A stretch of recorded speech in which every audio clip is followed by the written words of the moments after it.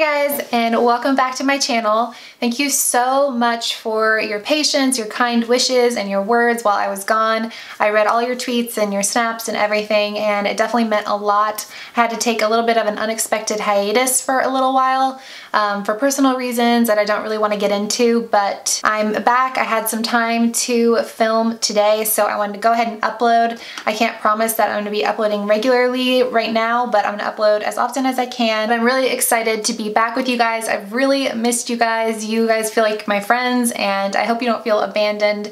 Again, there were some things going on and I just could not film, so I really appreciate your understanding. So with that, let's go ahead and get right into this video where I'm going to try on a bunch of brand new Wet n Wild products. Okay, so I'm going to go ahead and start with brows, and for that I'm going to be using this Wet n Wild retractable brow pencil, and I got mine in the shade Ash Brown. The shape of this one, at least online, reminded me of the new Maybelline one with the kind of teardrop shape.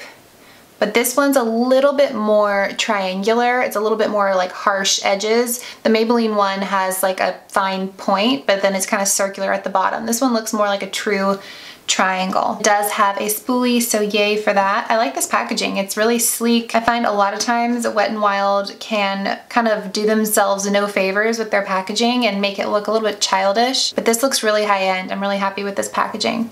So I'm just gonna brush my brow hairs up and then kind of lightly fill in my brows. I haven't been going as kind of intense with my brows recently.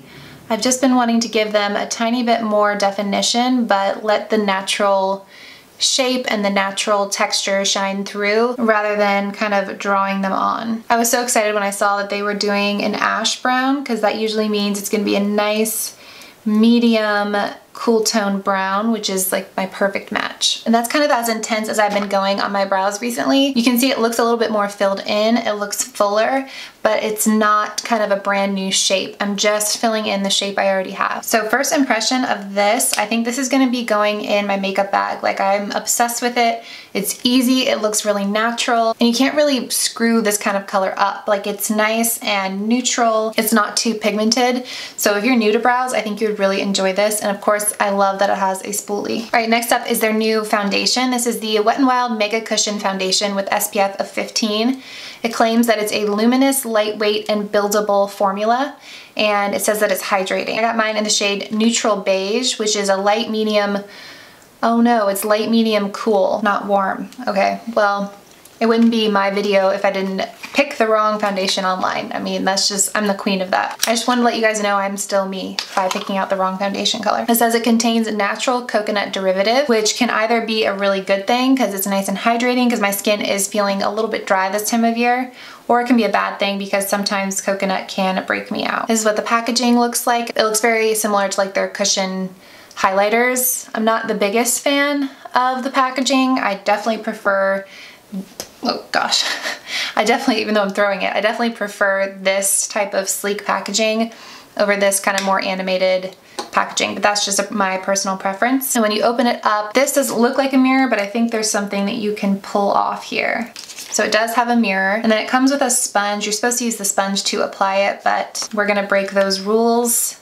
And then you kind of peel off this top layer here to reveal the actual product. And the color actually doesn't look like a bad match. I'm gonna use my Morphe M439 on one side of my face and my Ulta blending sponge on the other. I'm gonna start with the brush on this side. I'm just gonna do one dip and see how far that gets us. Looks to be a little bit light, but not terrible. And oh my goodness, this is a lot of product.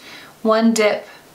You could probably do your whole face with this one dip that I just got. So a little bit goes a long way. Kind of more of a pinky undertone than what I typically go for, but it's not terrible, at least not in this lighting. I'll have to go look at it also in natural light, but I really like the finish of this. It looks very healthy, it looks like skin, it looks very natural. It doesn't even really look like I'm wearing makeup. It kind of looks like I just put on a nice luminous moisturizer. So while I let that set, I'm gonna go ahead and do the other side with the sponge. Again, just one dip. Okay, so one dip definitely goes a lot farther with the brush. I'm having to dip back in to finish this side of my face with the sponge. And I actually prefer the way that it looks on the brush side. So I'm gonna abandon the sponge and use the brush to kind of finish up the face and add coverage where I need a little bit more. So it's interesting because from a distance, it looks super luminous and healthy.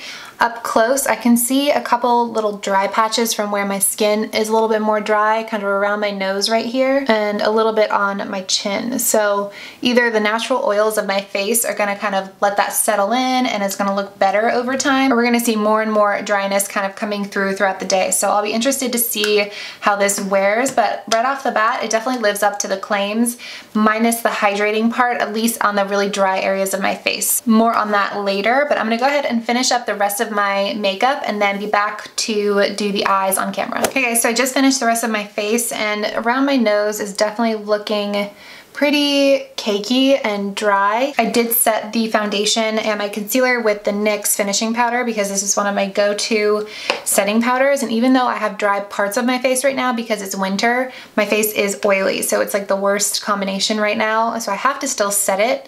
For those of you wondering why I would set my face if it's dry, it's oily, but they're dry patches, if that makes sense. And as you can see, I did go ahead and add some highlighter. I used the Wet n Wild Precious Petals highlighting powder, and then I realized I had also purchased a new one from them, so I'm gonna layer this on top. So we're gonna be ultra glowy today.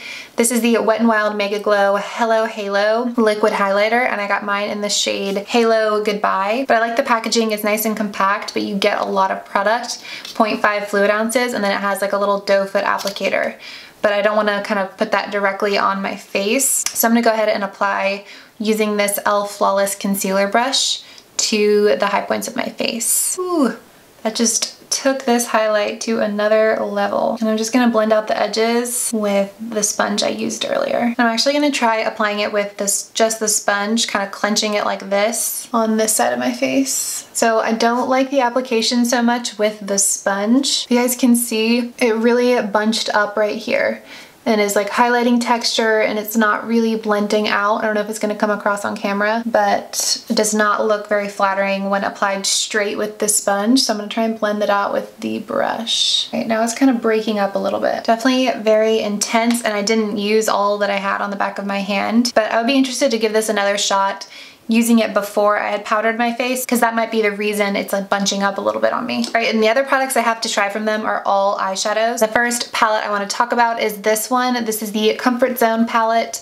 This is a new formula, new look, new everything, and I was kind of hesitant because I love their original Comfort Zone, so when they were reformulating it, I was like, if it ain't broke, you know? I don't know why they would change something that's so wonderful, but hopefully this lives up to my expectations and lives up to the original palette. The other palette I got was this one. This is Walking on Eggshells. This is another palette that was pre-existing, but they reformulated it, gave it a new look. And then same with their individual eyeshadows. I don't know if you guys remember, I had one of their kind of glitter shadows like this in a Makeup I Regret Buying video. So I'm hoping that this formula is better than the original, because the original kind of glittery eyeshadows were terrible in my opinion.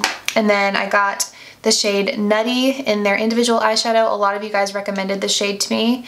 And then I got the shade Nudecomer in this glitter single. So I'm gonna be using this Comfort Zone palette today. And I also picked up one of their brushes. This is the Fluffy Blending Brush from their Pro Brush line. I got their full holiday collection, and the brushes look pretty much the same as their holiday collection. So for those of you that were really bummed that you couldn't get your hands on this collection, this to me looks like the same thing. I'm first gonna use this top transition shade right here, which looks to be like a very, very warm transition color. It almost looks like Georgia Red Clay. This is kind of giving that same effect as when you just put bronzer through your crease, and I do that all the time, so it's nice to have an actual eyeshadow that's meant to be used there that's doing such a good job. This is blending out really easily. This brush is doing a pretty nice job. It's a little bit more prickly than other blending brushes I own, but it's definitely doing the job. Right now I'm gonna take this e.l.f. eyeshadow brush from their Beautifully Precise collection, and this kind of bronzy brown color on the outer half of my lid. Super pigmented, going on really easily, and it's got really pretty gold reflex in it that you can see much better when you're actually applying it than you can in the pan. Right now I'm taking another e.l.f. eyeshadow brush. This is a clean one, and this kind of pinky color right here, I'm putting that on kind of the middle to center of my eye, and then I'm gonna take this lightest color in the very inner corner. And like, this is one swipe, it picks up so much product. Ooh, I love this color. This pink is like a perfect wedding day lid shade. Got some color, but it's very vibrant and shimmery without being glittery. And then I'm just flipping the brush around to pick up that lightest shade in the very inner corner. That lightest shade had the most fallout so far of any shade. And I'm gonna bring it into my inner corner as well. All right, now on a clean blending brush, I'm gonna take this second transition color, this one right here, on kind of the outer corner of my eye to really give it some definition. I have to say, these matte shades are blowing me away right now. And for those of you that have seen my top 5 drugstore eyeshadow palettes, and I talked about the Comfort Zone palette, you'll know that I said the only thing that was missing from that palette were matte shades. The original one is all shimmer shades, and you kind of have to pair it with another palette to get a full look. But this palette has 2 excellent matte shades, so I'm really impressed. Right now I'm taking this e.l.f. crease brush and the original transition color we used up underneath my lower lash line. All right, I'm gonna quickly finish up the rest of my makeup and I'll be right back. Okay, so I'm back, I finished everything up, and now I'm gonna wear this throughout the rest of the day, really to mainly test out the foundation. So I'm gonna be back with you at the end of the day to give you my final thoughts, so just stay tuned. Hey guys, so it's now the end of the night and I wanted to give you a final check-in. First, let me give you a close-up of how everything is looking. Obviously, I got into my comfy clothes because it's late in the evening, but I wanted to wear this as long as possible. So I'm kind of gonna shoot through all of the products and then spend a little bit more time talking about the foundation. So starting with the brow pencil, I'm really impressed with this brow pencil. I love the packaging, the shade, the pigmentation, the fact that there's a spoolie. I really have nothing negative to say about this brow pencil, and I would highly recommend it. The highlighter I was a little bit underwhelmed by. It's definitely showing up on my face, but I feel like it applied a little bit patchy, and it's definitely emphasizing texture now that it's kind of settled in. It's not sitting nicely on top of the skin. It's kind of settled in to my pores and into my texture, and I'm not loving the way that it looks. That said, I do still want to try it without having powdered my face, because maybe that's the problem. But first impression wise, didn't love it, I didn't hate it, but I don't think I would recommend it. As far as these eyeshadows go, I love the new Comfort Zone palette. They definitely did not disappoint with this. It's a beautiful palette. They did a great job in this reformulation, especially with the matte shades, and I love that they added matte shades. So now this palette is something you could pop in your bag, take with you when you travel, and you can complete a full eye look with it. That said, there is a little bit of creasing in the shimmer shades. The matte shades held up really well, but the shimmer shades definitely creased a little bit, and I would recommend using a primer. And for the others, I can only really go off of swatches, so I don't really have a whole lot to say about these quite yet, but first impression, I really like them. And just kind of side note, I know I mentioned a bridal makeup look when I was using this palette, and I said this kind of pink shade right here would be beautiful for bridal. But after I was swatching this, I was like, this is all you need for a bridal makeup look. If you are a bride on a budget, go buy this right now. This is the Walking on Eggshells palette. This is just such a gorgeous, neutral bridal palette. I couldn't recommend it enough. And then last but not least, the foundation. I really wanted to love this foundation, you guys, but I just don't. Right off the bat, I feel like it applied nice. It looked light and luminous, and it was buildable. But what I mentioned when I was applying it is that I could already see a little bit of dryness around my nose, and either it was gonna get worse or it was gonna get better. And spoiler, it got a lot worse. Around my nose looks horrible. Like, it looks like crusty and gross, and I am not happy at all with the way that kind of right here looks. And then my chin not only looks crusty itself, but it started to break up. The foundation has started to break up, and my skin was really feeling itchy within this last hour of wear, which is never a good sign. So I feel like this just does not agree with my skin, especially not my winter skin, and I am not a fan. So those are all my thoughts on the brand new Wet n Wild products. Unfortunately, it was not as successful as I thought it was going to be, but definitely found some gems. Most impressed by this brow pencil out of everything that I tried. So again, thank you guys so much for your understanding and your patience and your sweet words while I was gone. It really does mean a lot. But that is going to be it for this video, and I will see you in my next one.